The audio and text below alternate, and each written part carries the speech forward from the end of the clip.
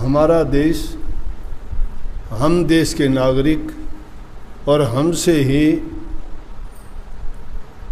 इस तरह से काम लिया जाता था जिस प्रकार से कि कोई खरीदे हुए पशु है। ना शिक्षा थी, गरीबी बहुत ज़्यादा थी, लोगों को आज़ादी नहीं थी। जैसा जीवन वो जीते थे, दासों जैसा जीवन था। पुराने समय में एक प्रथा थी, दास प्रथा कहते थे उसको। इंसानों को पशु की तरह से दाग लगाया जाता था, नंबर लगाए जाते थे, उनके मेले लगते थे, उनमें बेचा जाता था, खरीदा जाता था, कीमत लगती थी और उन दासों से मनचाहा काम लिया जाता था। उस गुलामी के जुए को तार के फेंकने के लिए हमारे देश के नागरिकों ने, हमारे पूर्वजों ने 1857 में वो चिंगारी सुलगाई थी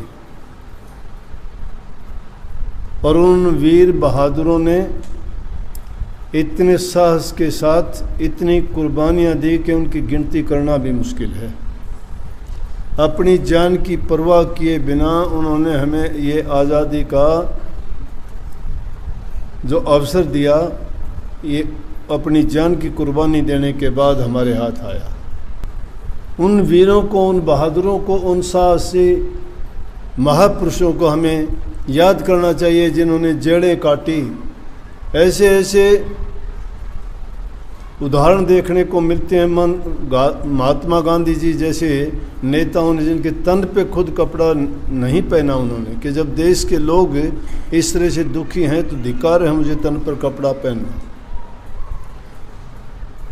और ऐसी ऐसी हालात जेलों में उन्होंने दिन गुजारे, भूखे प्यासे रहे, उनको इतनी यातनाएं दी गई कि इंसान बर्दाश्त नहीं कर सकता।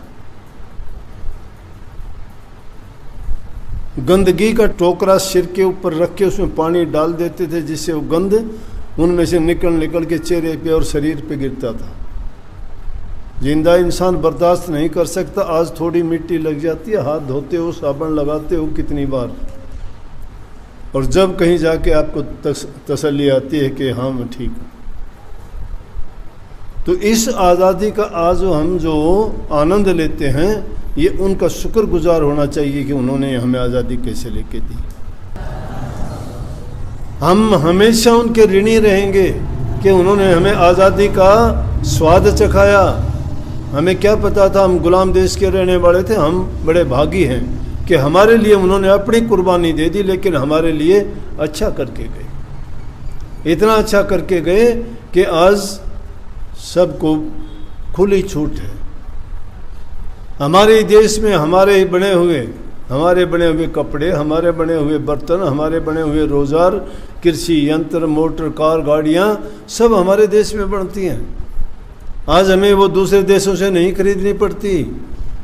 हमारा देश तो खनिजों का भंडार है, इसमें हर सब प्रकार की बहुतायत है, किसी चीज़ की भी कमी नहीं है। हम दूसरे देशों को अनाज निर्यात करते हैं, ज़रूरत की दूसरी चीज़ें, उनको लोहा, इस्पात और जितनी और काम आने वाली चीज़ें दूसरे देशों को भेजते हैं। अब उनसे हम लाते नहीं हैं। आज हमारे ही देश की स्वदेशी, हमारे देश की बनी हुई चीज़ हम खुद प्रयोग करते हैं। दूसरे देशों में भी जाके देखोगे तो उन पर मेड इन इंडिया लिखा होता है, तो आदमी को गर्व होता है। तो ये एक हमारे लिए बहुत फ़ख्र और गर्व की बात है। हमें गर्व होना चाहिए हमारे देश पर, हमारे झंडे पे और हमारी आज़ादी पर। तो बहुत बहुत इस दिन की आपको मंगल कामनाएं।